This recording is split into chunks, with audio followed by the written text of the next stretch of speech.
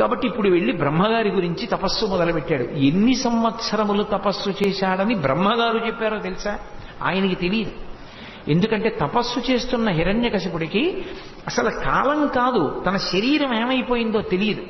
అది కృతయుగం కాబట్టి ఉన్నాడు. బ్రహ్మగారు ముక్కు మీద వేలేసుకున్నాడు. ఆ మాట ఎప్పుడు అనలేదు.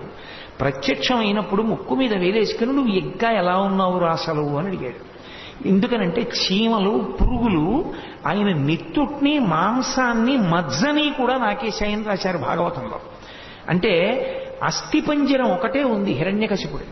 కేవలం అస్థిపంజరం ఉండి అప్పుడు ఎముకలు ఉంటే ప్రాణం ఉండేటటువంటి యుగం కనుక, అస్థిగత ప్రాణములు కనుక అస్థిపంజరం ఒకటి మిగిలిపోయింది కాబట్టి హిరణ్యకశిపుడు మిగిలిపోయాడు. ఆయన తపస్సు చేసింది ఎన్నేళ్ళు అంటే 100 దివ్య సంవత్సరములు చేశాడు. 1 సంవత్సరం 2 సంవత్సరాలు కాదు, 100 దివ్య సంవత్సరములు తపస్సు చేస్తే అతనికి తెలియదు అసలు. ఇంతకాలం నడిచిపోయిందన్న విషయం ఆయనకి తెలియదు. అంత గొప్ప తపస్సు బ్రహ్మగారి గురించి చేశాడు. ఇంత తపస్సు చేస్తే ఆయన యొక్క కపాలంలోంచి తపో ధూమం బయలుదేరింది. అది సర్వలోకములను కప్పుతోంది. దేవతలందరూ వెళ్ళి అరవిందాసన అని పిలిచారు బ్రహ్మగారిని. పిలిచి ఈ ధూమాన్ని తట్టుకోలేకపోతున్నాం, ఆ హిరణ్యకశిపుని యొక్క కోరికలు ఏమిటో తీర్చండి అన్నారు. ఆ దేవతలందరూ ప్రార్థన చేస్తే బ్రహ్మగారు హంసవాహనం మీద బయలుదేరి వచ్చాడు. ఆయన మీద పుట్టలు పట్టేశాయి, పుట్టల మీద చెట్లు పెరిగిపోయాయి. ఆయన శరీరం ఒకటి లోపల ఉంది అని గుర్తుపట్టడానికి అవకాశం లేకుండా అస్థిపంజరం ఒకటే ఉంది. అసలు పలకరించడానికి అవకాశం ఎలా? బ్రహ్మగారు తన కమండలంలో నీళ్లు పోసుకుని చల్లాడు. చల్లితే ద్విగుణీకృతమైన ఉత్సాహంతో శరీరాన్ని పొందాడు. శరీరాన్ని పొంది పుట్టలోంచి పైకొచ్చాడు. సాధారణంగా మీకు ఎప్పుడైనా తపస్సు చేస్తే ప్రత్యక్షం అవగానే పరమేశ్వరుడు ఎవరు తపస్సు చేశాడో వాడు స్తోత్రం చేస్తాడు. హిరణ్యకశిపుని వృత్తాంతంలో ముక్కు మీద వేలేసుకున్నవాడు బ్రహ్మగారు, ప్రత్యక్షమైన వాడు తెల్లబోయాడు. ఆయనే ఒక కితాబ్ ఇచ్చాడు. ఇటువంటి తపస్సు గతంలో నేను చూడలేదు. అద్భుతం! ఏమి తపస్సు! ఇటువంటి తపస్సు ఇంకొకరు చేస్తారని కూడా నాకు నమ్మకం లేదు. అంత గొప్ప తపస్సు చేశావు, నీకేం కావాలని అడిగాడు. నిజంగా బ్రహ్మగారు అంత ప్రీతి చెందారు అంటే హిరణ్యకశిపుడి నోటి వెంట భక్తి, ధర్మము, మోక్షము ఈ మూడిటిలో ఏదైనా ఒక మాట వచ్చి ఉంటే ఇవాళ భారతదేశంలో రామచంద్రమూర్తికి ఉన్న దేవాలయాల కన్నా, వెంకటేశ్వరుడికి ఉన్న దేవాలయాల కన్నా హిరణ్యకశిపుడికి ఎక్కువ దేవాలయాలు ఉండేవి. అంతటి మహానుభావుడైపోయి ఉండేవాడు. కానీ ఆయన కర్మ అలా ఉంది. బుద్ధి కర్మానుసారిని అక్కర్లేని కోరిక ఒకటి పుట్టింది. ఇంత తపస్సు చేసిన వాడికి, ఇంత వేదం తెలుసుకున్న వాడికి తెలియదా శరీరం ఉండదని? బ్రహ్మగారిని బుట్టలో పెట్టాననుకున్నాడు. అనుకుని ఒక వరం అడిగాడు. గాలిన్ కుంభిని అగ్ని అంబువల ఆకాశస్థలిన్ దిక్కులన్ రేలన్ ఘస్రములం తమప్రబల భూరిగ్రాహ జంతు నర వ్యాళాదిత్య సమస్త్రాస్త్ర శస్త్రాళిన్ మృత్యువులేని జీవనములో కాధీశ ఇప్పించవే అన్నాడు. ఎన్ని కోరికలో అందులో గాలిన్ కుంభిని అగ్ని అంబువుల ఆకాశస్థలిన్ దిక్కులన్ రేలన్ ఘస్రములం తమ ప్రబల భూరిగ్రాహ రక్షో మృగ వ్యాళాదిత్య నరాది జంతు కలహవ్యాప్తిన్ సమస్త్రాస్త్ర శస్త్రాళిన్ మృత్యువులేని జీవనము లోకాధీశ ఇప్పించవే అంటే తథాస్తు అన్నాడు అనుకోండి. ఇంకేమిటి, దేంతో చచ్చిపోతాడు ఆయన? అందులో ఎన్ని అడిగాడంటే, నేను పంచభూతములలో గాలిలో చచ్చిపోకూడదు, భూమి మీద చచ్చిపోకూడదు, అగ్నిలో చచ్చిపోకూడదు, నీటిలో చచ్చిపోకూడదు, వాయువు వలన చచ్చిపోకూడదు, జంతువుల వలన చచ్చిపోకూడదు, పాముల వలన చచ్చిపోకూడదు, నరుల వలన చచ్చిపోకూడదు, మృగాల వలన చచ్చిపోకూడదు, ఇంట్లో చచ్చిపోకూడదు, బయట చచ్చిపోకూడదు, రాత్రి చచ్చిపోకూడదు, పగల చచ్చిపోకూడదు, ఏ దిక్కుల యందు చచ్చిపోకూడదు. ఇంక ఏమిటి చచ్చిపోవడానికి? అది ఆయన ఆలోచన. కానీ పరమేశ్వరుడికి తెలియదు వీటికి మినహాయింపు తీసుకురావడం. ఆయనకి తెలుసు, సర్వజ్ఞుడు పరమేశ్వరుడు. అది శంకర భగవత్పాదులు అంటారు. నీకు ఎంతపాటి మేధస్సు ఉందని నువ్వు పరమేశ్వరుణ్ణి బురుడి కొట్టించగలను అనుకుంటున్నావు. అందుకే తప్పు చేస్తే పరమేశ్వరుడి దగ్గరికి వెళ్ళి క్షమార్పణ చెప్పడం ఉత్తమమైనటువంటి విధానం. ఆయన దగ్గర బుకాయించే ప్రయత్నం ఎన్నడూ చేయకూడదు. అందుకే ఎప్పుడైనా మనిషి ఒక రోజు జీవితంలో మిగల్చుకోవలసినటువంటి యోగ్యత ఏమిటి అంటే, ఇవాళంతా నేను బ్రతకడం ఏ యోగ్యత కోసం బ్రతకాలంటే, రేపు సూర్యోదయ సమయంలో నేను నా పూజా మందిరంలోకి వెళ్ళడానికి కావలసిన యోగ్యత మిగల్చుకోవాలి. నేను పూజామందిరం తలుపు తెరిచి నమస్కారం చేసి లోపలికి వెడితే పరమేశ్వరుడు తన పాదములు నా చేత కడిగించుకోవడానికి సిద్ధపడేటట్టుగా బ్రతకాలి. నిన్నను నువ్వు ఏం చేశావు? ఇవాళ నాకు నమస్కారం పెట్టడానికి వచ్చావా? నీ బ్రతుకు నాకు తెలియదు అనుకుంటున్నావా? నీ పూజ నీ పుచ్చుకుంటానా అన్నాడు అనుకోండి, ఏమైపోయినట్టు నా బతుకు? ఎందుకు ఆ బతుకు ఇంకా? అందుకే ఒక రోజు బ్రతుకు దేనికి అంటే మరునాడు పూజామందిర ప్రవేశానికి యోగ్యత. నేను గడప దాటడానికే సిగ్గుపడి లెంపలేసుకోవలసి వచ్చిందనుకోండి, కనీసం రెండో రోజు అలా బతకూడదు. రోజూ లెంపలేసుకునే పూజ గదిలోకి వెళ్ళవలసి వస్తే నేను పూర్తి చేయడం అనవసరం. ఆ వాక్యం నాకు నా నోటి వెంట నేను ఎందుకు పలకాలి? కాబట్టి మనిషి జీవించడం దేనికి అంటే భగవంతుని దృష్టిలో ఆయనని పూజించడానికి తగినటువంటి యోగ్యతని సిద్ధింపచేసుకోవడానికి వీలైన రీతిలో ధర్మానుష్ఠానం చేస్తూ బ్రతకగలగాలి. తప్ప నువ్వు ఎన్ని మాట్లాడితే ఎవరికి కావాలి? భగవంతుని ముందు నిలబడడానికి యోగ్యత ఉందో లేదో నీకు తెలుసు, ఆయనకి తెలుసు. మరనాడు పొద్దున్న పూజ గదిలోకి వెళ్ళినప్పుడు నీ భార్యకి తెలియకపోవచ్చు, నిన్న కన్న తల్లిదండ్రులకు తెలియకపోవచ్చు, కడుపున పుట్టిన బిడ్డలకు తెలియకపోవచ్చు. నీకు తెలుసు, ఆయనకి తెలుసు నువ్వేం చేశావు. ఆయన ముందు నిలబడడానికి యోగ్యత ఉందో లేదో తెలుసు. ఆ స్థితిని నిలబెట్టుకోగలిగితే లోపలికి ధైర్యంగా వెళ్ళి ఈశ్వరా మిమ్మల్ని పూజించడానికి వచ్చాను అని పేటేసు కూర్చోడానికి ఏమీ అభ్యంతరం లేదు అని వెళ్ళగలిగితే ఆ బ్రతికిన రోజు జీవితంలో నిజంగా బ్రతికిన రోజు. అలా ఎన్ని రోజులు బ్రతికితే అది పరమేశ్వరుడికి దగ్గరైన రోజులు ఆ రోజులు. కాబట్టి భగవంతుణ్ణే మోసపుచ్చగలం అనుకుంటే అంతకన్నా అన్యాయమైనటువంటి ఆలోచన విధానం ఇంకోటి లేదు. అందుకే ఆయన అనుకున్నాడు, ఇన్ని కోరికలు కోరిన తర్వాత నాకు మృత్యువు ఎక్కడి నుంచి వస్తుంది? మృత్యువు లేకపోతే ఏమవుతుంది? భోగం అనుభవిస్తాను. ఏ భోగం? సమస్త లోకాలలో ఉన్న భోగాలు అనుభవిస్తాను. ఇది కసిప్ అన్న మాటకు అర్థం. హిరణ్య కసిపుడు అనడానికి కారణం అది. కసిప్ అంటే పక్క మంచం, భోగానుభవం. ఎందుకు శరీరంతో ఉండాలని కోరుకుంటున్నాడంటే భోగములను అనుభవించడానికి. రాక్షస బుద్ధికి సాత్విక బుద్ధికి తేడా అక్కడ ఉంటుంది. ఈ శరీరంతో ఉండాలని ఎందుకు కోరుకోవాలి అంటే ధర్మానుష్ఠానము కొరకు శరీరంతో ఉండాలని కోరుకోవాలి. అంతేకాని ఈ శరీరంతో ఉంటే ఏమవుతుంది అంటే భోగాలు అనుభవించడానికి శరీరంతో ఉంటాను అని అనుకున్నాడు అనుకోండి, ఉత్తర క్షణంలో రాక్షస బుద్ధితో నిలబడ్డాడని గుర్తు. భోగానుభవం కోసం నిలబడకూడదు, ధర్మానుష్ఠానం కోసం శరీరాన్ని వాడాలి. ఈ శరీరంతో ఉంటే మరికొంత ధర్మం చేస్తాను, రేపు మరికొంత ధర్మం చేస్తాను, ఇంకో 10 ఏళ్లుంటే ఇంకొంత ధర్మం చేస్తాను, 20 ఏళ్లుంటే. అలా ఎన్నాళ్ళు ఉండాలి? ధర్మం కోసం 1000 ఏళ్ళు ఉంటాను అనకూడదు. ఆ ధర్మం నన్ను పండించి ఈ శరీరాన్ని సాక్షిగా చూస్తూ పడిపోతుంటే చూడగలిగిన జ్ఞానం అవ్వాలని కోరుకోవాలి. తప్ప పిందెలా పడిపోతే దోషం, కానీ పిందె పండైపోయిన తర్వాత ముచికి నుంచి ఊడిపోయి తీరాలి, అప్పుడే పండు. పండిపోయాడంటారు, అందుకే ఆయన పండండి అంటారు. జీవితం ఎందుకంటే పండిపోవడం కోసం. అందుకే చిన్నతనంలో ఆటలాడినా పూర్వం పంటలు వేయించేవారు.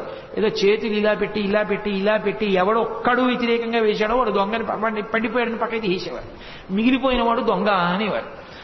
పండడం జీవితంలో నేర్చుకోవాలి. పండని వాడు దొంగ. పరమపద సోపాన పటం ఆడితే ఆ పందెం వేస్తుంటే మెల్లిమెల్లిగా పైకెక్కి దేవతల్లోకి ఎడితే మళ్ళీ పునర్జన్మ. మధ్యలో ఉన్న పరబ్రహ్మంలోకి ఐక్యం అయిపోయే వరకు పందెం వేస్తూనే ఉండాలి ఆ దేవతల్లో తిరుగుతూ.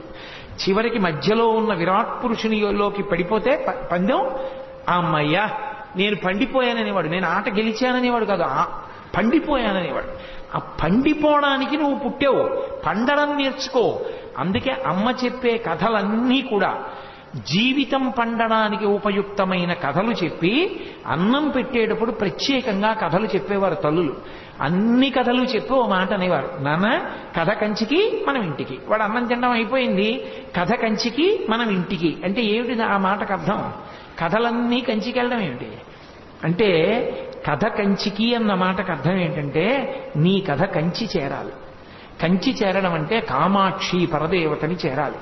ఎవరావిడ? కామకోటి. కామకోటి అంటే ఏ కోరికకైనా హద్దు, మోక్షాన్ని కూడా ఇవ్వగలిగిన తల్లి. నీ కామము లౌకిక కామముగా కొంతకాలం ఉండి వైరాగ్యం అంకురించి ఈశ్వర కామము పుట్టి భగవంతుణ్ణి పొందాలనేటటువంటి ఆతృతతో ధర్మానుష్ఠానం చేసి పండిపోయి నువ్వు పరమేశ్వరుణ్ణి చేరిపోవాలి. ఈ మాట తల్లి కొడుకును అనలేదు, కొంచెం బాధ ఉంటుంది. ఆ మాట అనలేక నువ్వు పండాలని చెప్పడానికి నీ కథ కంచి కన్న దాంట్లో నీ తీసేసి కథ కంచికి మనం ఇంటికి అని తను చెప్పిన కథ కంచికి వెళ్ళినట్టు నీ కథ కంచికి వెళ్ళాలని ఆశీర్వచనం. పండడమే ప్రధానం. ఈ దేశంలో ఎవరిని ఎండమని అడగరు, పండమని అడుగుతారు. నీ చక్క పండంటి పిల్లాడు పుట్టాడండి అంటారు, పండులాంటి మనిషి అండి ఆయన అంటారు, పండులా ఉంటారండి అంటారు, ఆయన పండిపోయారండి అంటారు. పండడం ప్రధానం. ఆ పండడం రాకుండా ఎప్పుడూ భోగం కోసం శరీరంతోనే ఉండాలనుకోవడం రాక్షసత్వం. ఆయన ఏ ప్రవచనానికి వెళ్ళడు. ఎందుకు వెళ్ళడంటే ఆయనకేం బీపీ లేదు, షుగర్ లేదు, ఏమీ లేదు. ఎందుకు వెళ్ళడంటే వెడితే ఎక్కడో మెట్లు తన్నుకు పడిపోతే ఏదో వస్తుందని వెళ్ళాడు. ఎన్నాళ్ళు ఉంటావు అలా?